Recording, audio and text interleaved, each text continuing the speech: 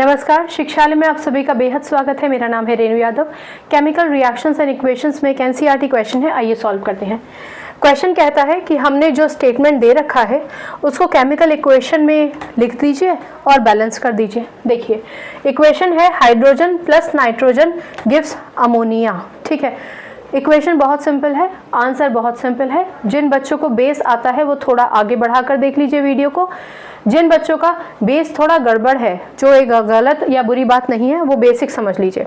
Hydrogen का atomic number 1 होता है और आपको पता है एटॉमिक नंबर 1 का मतलब के शेल में सिर्फ 1 इलेक्ट्रॉन है, होने कितने चाहिए? 2। इसलिए हाइड्रोजन अपने ही जैसे किसी और हाइड्रोजन से संपर्क करता है और कहता है कि भैया इलेक्ट्रॉन शेयर कर लेते हैं।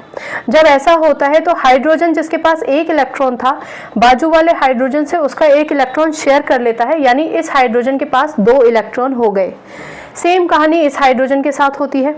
ये इसके पास भी 1 इलेक्ट्रॉन था और इसको कंप्लीशन के लिए, स्टेबिलिटी के लिए 2 इलेक्ट्रॉन की ज़रूरत थी। 1 इसके पास अपना था, 1 इसने बाजू वाले का शेयर कर लिया, यानी कुल मिला के अब दोनों के पास के शेल में 2-2 इलेक्ट्रॉन है। ठीक है ना। चलिए, क्योंकि अब दोनों के दोनों जुड़ चुके हैं शेयरिंग ऑफ इलेक्ट्रॉन्स की वजह से, इसलिए हमेशा हाइड्रोजन को H2 लिखा जाता है। ठीक, ये मैं क्यों समझा रही हूँ आपको आगे समझ में आएगा। अब हम नाइट्रोजन की बात करते हैं। नाइट्रोजन का एटॉमिक नंबर होता है 7। 7 का मतलब कॉन्फ़िगरेशन हो गया 2 और 5, यानी इसके K और L शेल में 5 इलेक्ट्रॉन है, होने चाहिए थे 8, यानी नाइट्रोजन को 3 इलेक्ट्रॉन की ज़रूरत है। तो नाइट्रोजन जिसके पास 5 इलेक्ट्रॉन है उसको 3 इलेक्ट्रॉन की आवश्यकता है। वो अपने जैसे नाइट्रोजन से संपर्क करता है। इस नाइट्रोजन के पास भी आउटरमोस्ट शेल में 5 इलेक्ट्रॉन है। ठीक है, जो बच्चे भूल गए हैं मैं बता दूं कि आउटरमोस्ट शेल के इलेक्ट्रॉन्स को ही मैंने यहाँ बनाया है। आप एक एटम के इलेक्ट्रॉन्स को डॉट से तो दूसरे को क्रॉस से बना सकते हैं। दोनों को भी डॉट या दोनों को भी क्रॉस से बना सकते हैं, लेकिन थोड़ा अंतर रखने के लिए हमने इसको डॉट और इसको क्रॉस से बनाया है। जब ये दोनों नाइट्रोजन संपर्क में आते हैं तो अपना अपना दुखड़ा गाते हैं कि भैया 3 इलेक्ट्रॉन की जरूरत थी। तो ये जो नाइट्रोजन है बाजू वाला, ये कहता है कोई बात नहीं, हम ऐसा करते हैं, अपने अपने इलेक्ट्रॉन्स को शेयर कर लेते हैं। शेयर करने का मतलब ही ये है कि हमने अपने अपने इलेक्ट्रॉन्स को बीच में रख लिया। अब मेरे पास 5 अपने थे, 3 मैंने तुम्हारे शेयर कर लिए, हो गए 8। इस नाइट्रोजन की भी यही कहानी, 3 इसके अपने, 5 इसके अपने थे, 3 इसने ले लिए, हो गए 8। दोनों के L शेल जो है वो L शेल जो है वो कंप्लीट हो गया, इसलिए क्योंकि इन नाइट्रोजन ने इलेक्ट्रॉन्स को शेयर किया है, इनके बीच में भी बॉन्ड बन जाता है और ये दोनों के दोनों अब हमेशा साथ में लिखे जाएंगे, N2। ठीक है, इस लेक्चर से अलग हट के बता देती हूँ कि जब इलेक्ट्रॉन शेयर किए जाते हैं कोवेलेंट बॉन्ड बनता है। ठीक है, क्योंकि इन्होंने इलेक्ट्रॉन शेयर किए थे तो H और H2 हो गया, N और N2 हो गया। यहाँ एक और बात समझिए, H2 को आप 2H नहीं लिखेंगे। जब इलेक्ट्रॉन शेयर करने की वजह से 2 हाइड्रोजन या 2 नाइट्रोजन साथ में आएंगे तो 2 आप यहाँ लिखेंगे। ठीक है, अब हमें बनाना है अमोनिया। कोई गणित नहीं है, कोई रट्टाफिकेशन नहीं है, सिर्फ एक सिंपल लॉजिक है। 9वीं क्लास में 9th स्टैंडर्ड में आपको आयंस पढ़ाए गए थे, कैटायंस और एनायंस। आपको हमेशा उन एनायंस के बारे में जानकारी होनी चाहिए, यानी आपको ये पता होना चाहिए कि हाइड्रोजन 1 पॉजिटिव होता है और नाइट्रोजन आपका 3 नेगेटिव होता है। कुछ बच्चे कहेंगे कि मैम इलेक्ट्रॉन शेयर करवाए हैं तो H1 पॉजिटिव कैसे हो गया? देखो बच्चों, ये हाइड्रोजन अपनी स्टेबिलिटी के लिए इलेक्ट्रॉन शेयर करके H2 फॉर्म में था, लेकिन मूलतः हाइड्रोजन अगर आयनिक फॉर्म में टूटता है, हाइड्रोजन आयनिक फॉर्म में ही टूटेगा।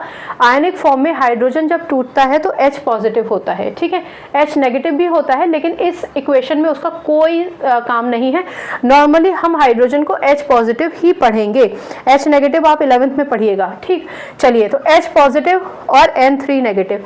अच्छा, H पॉजिटिव है तो इसकी वैलेंसी कितनी हुई? 1। मैंने आपको हर एक लेक्चर में बताया है, वैलेंसी लिखते वक्त आप माइनस या प्लस नीचे नहीं लिखेंगे, सिर्फ नंबर लिखेंगे।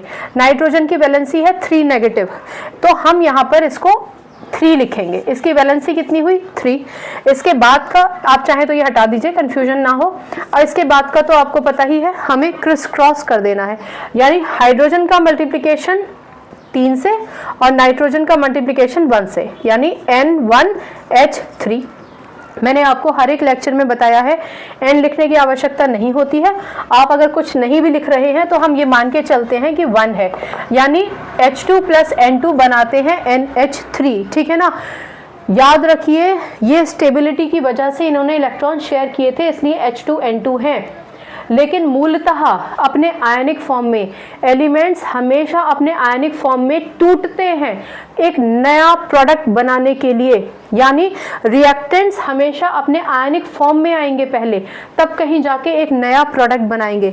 और आयनिक फॉर्म में हाइड्रोजन हमेशा H+ और नाइट्रोजन हमेशा N3 रहेगा, ठीक है ना। चलिए, तो ये हो गया हमारा NH3। अब NH3 तो हमने बना लिया। अब दूसरा क्या काम होता है? दूसरा काम होता है बैलेंस करने का, ठीक है।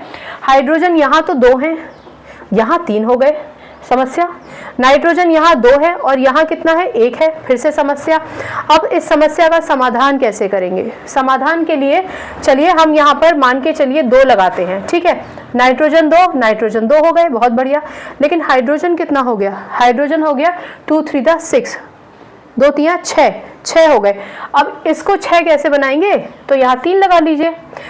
3 to the 6 यानी हाइड्रोजन हो गए 6, 2 3 the 6 यानी हाइड्रोजन हो गए 6, 2n यानी नाइट्रोजन हो गए 2, और यहाँ n2 यानी नाइट्रोजन हो गए 2, ठीक है।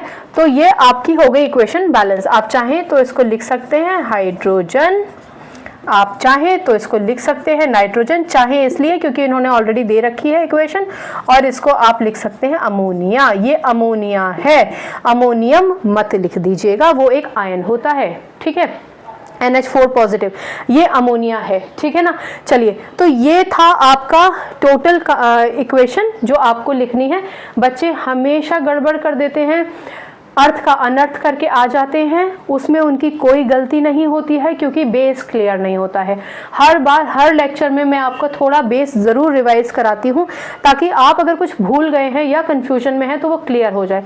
उसके बावजूद भी अगर आपको कहीं कोई कन्फ्यूजन है, आपको कुछ समझ नहीं आ रहा, आप रिलेट नहीं कर पा रहे हैं, तो भैया पूछिए, पूछेंगे तभी डाउट क्लियर होगा, नहीं पूछेंगे तो कभी भी डाउट क्लियर नहीं होगा, राइट। पूछिए, अगर इस लेक्चर में भी कोई दिक्कत, कोई समस्या है, कोई परेशानी है, कुछ समझ में नहीं आ रहा तो पूछ लीजिए, देख लीजिए एक बार इसको आराम से, इत्मीनान से, ठीक है। चलिए, तो ये था इस लेक्चर का अंत। कंफ्यूजन हो तो पूछ लीजिएगा, पहले ही बता चुकी हूँ।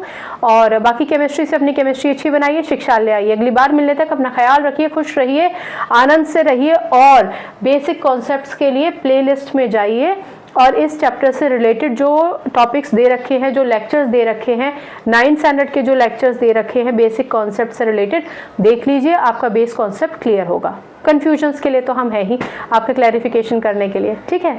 नमस्कार।